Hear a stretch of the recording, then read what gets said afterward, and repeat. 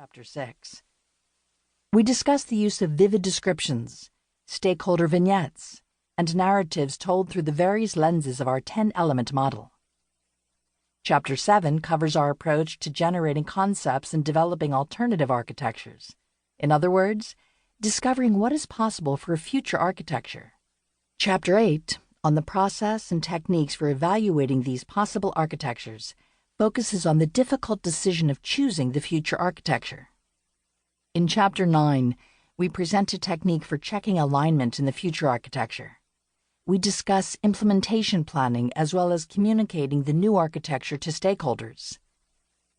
Chapter 10 tells the story of a recent enterprise architecting project. While every architecting endeavor is unique, this chapter provides a sense of how the ARIES framework is used in real-world practice to produce a blueprint for the future. Chapter 11 presents our 7 architecting imperatives, the fundamentals we believe should be part of every enterprise transformation project, regardless of the specific framework or techniques used. Throughout the book, we incorporate examples from many of the enterprise architecting projects we have been involved in.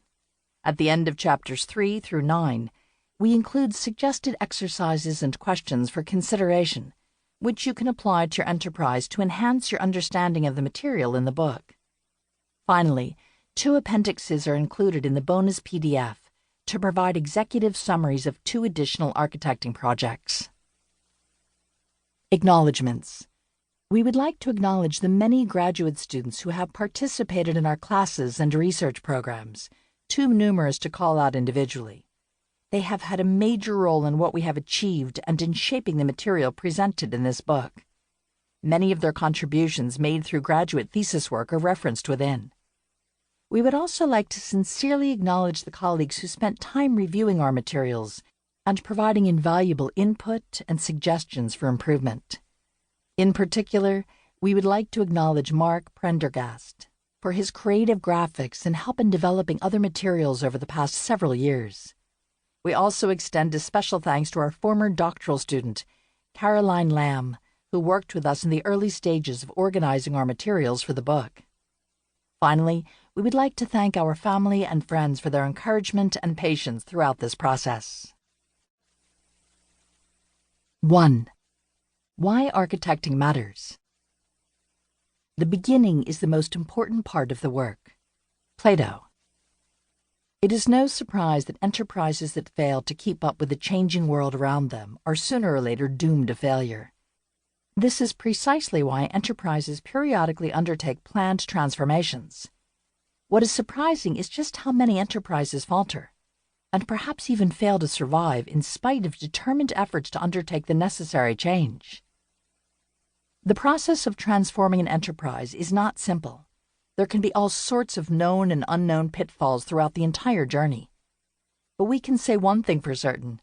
A transformation initiative that does not begin well is not likely to end well. The question then is, how do we begin well? There are many types of enterprises: corporations, government agencies, startups, nonprofits, and universities, to name only a few. But we believe all enterprises share 4 fundamental characteristics. First, an enterprise consists of people who generate value for others by producing a product and/or performing a service of some kind. Second, an enterprise is a whole system that has a purpose, a reason for being. This purpose is evident in the enterprise's strategy, stated or implied. It's a way of doing things. For example, processes, procedures, knowledge. A way of organizing. A culture. For example, a belief system. Trust, openness, and a way to measure itself. For example, profits, societal benefits. Third, an enterprise benefits from being part of its larger ecosystem, the living environment in which it exists and operates.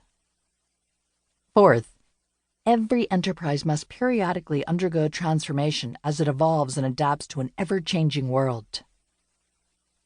Why enterprises transform? Enterprises are continually evolving. This may be driven by changing needs, desired growth, or new opportunities and threats to existence. For example, new technology.